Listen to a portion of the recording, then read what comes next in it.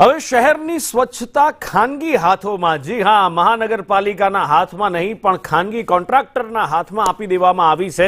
વાત થઈ રહી છે રાજકોટ શહેરની જ, કે જ્યાં ડોર ટુ ડોર કચરો એકત્ર કરવાનું ખાનગીકરણ કરવામાં આવ્યું છે। 96 કરોડના ખર્ચે દર વર્ષે 96 કરોડનો ખર્ચ કરવામાં આવશે આ સ્વચ્છતા ઝુંબેશ માટે।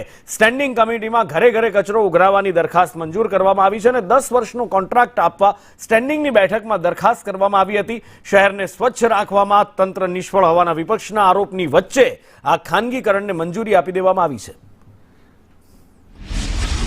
ઘરે ઘરેથી કચરો ઉપાડવાની એક દરખાસ્ત હતી, જે રાજકોટ મહાનગરપાલિકાના ઇતિહાસમાં સૌથી મોટી દરખાસ્ત કહી શકાય।